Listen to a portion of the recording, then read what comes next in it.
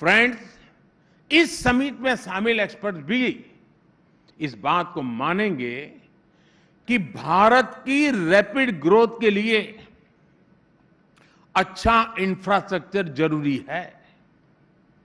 लेकिन देश में पहले क्या स्थिति थी और जो स्थिति थी वो क्यों थी?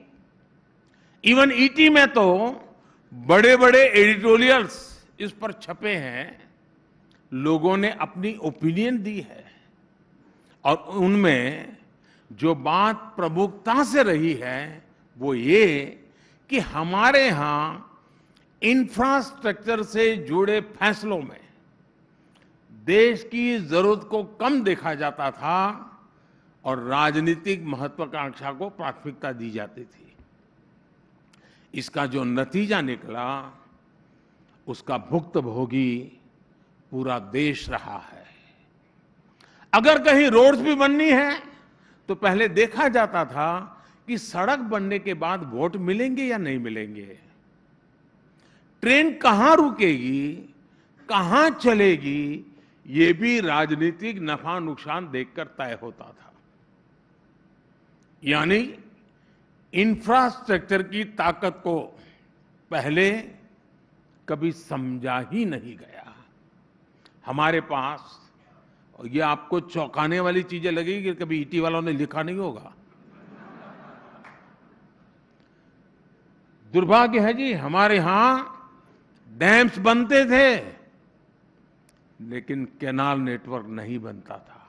आप सोच सकते हैं 6 मंजिला मकान बने और लिफ्ट भी ना हो और स्टेयरकेस भी नहीं हो, ऐसा सोच सकते हैं आप? डैम बने और कैनाल ना हो। लेकिन शायद उस समय ईटी को देखना उचित नहीं लगा होगा। हमारे पास माइंस थी लेकिन मिनरल्स को ट्रांसपोर्ट करने के लिए कनेक्टिविटी कभी नहीं थी। हमारे पास पोर्ट्स थे लेकिन रेलवे और रोड कनेक्टिविटी के प्रॉब्लम भरपूर मात्रा में थे। हमारे पास पावर प्लांट्स थे लेकिन ट्रांसमिशन लाइन काफी नहीं थी, जो थी वो भी बुरी स्थिति में थी। साथियों, हमने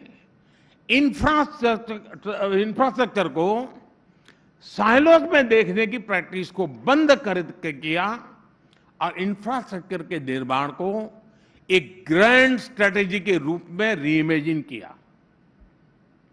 आज भारत में 38 किलोमीटर पर डे की स्पीड से हाईवे बन रहे हैं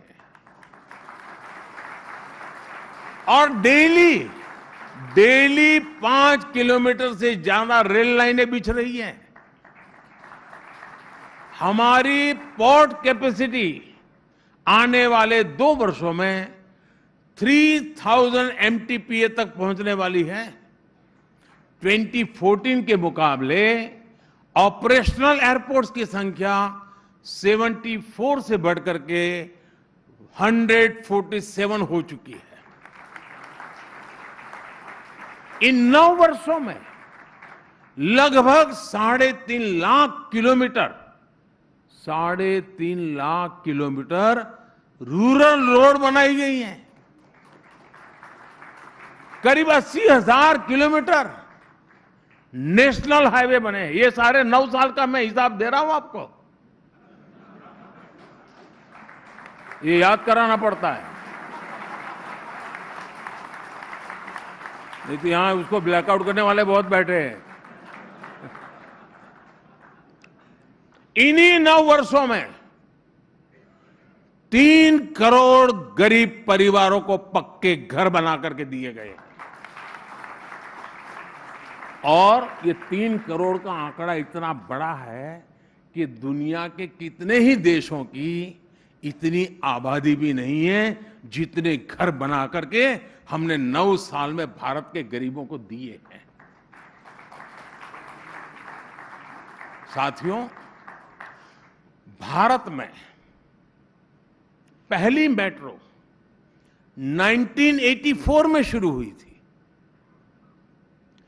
यानी हमारे पास टेक्नोलॉजी आ गई, एक्सपर्टीज आ गई, लेकिन फिर हुआ क्या? देश के ज्यादातर शहर मेट्रो से वंचित रहे।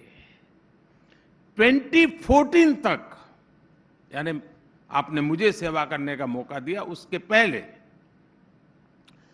2014 तक हर महीने आधा किलोमीटर के आसपास ही नई मेट्रो लाइन बना करती थी, आधा किलोमीटर। 2014 के बाद मेट्रो नेटवर्क बिछाने की एवरेज बढ़कर लगभग 6 किलोमीटर पर मंथ हो चुकी है।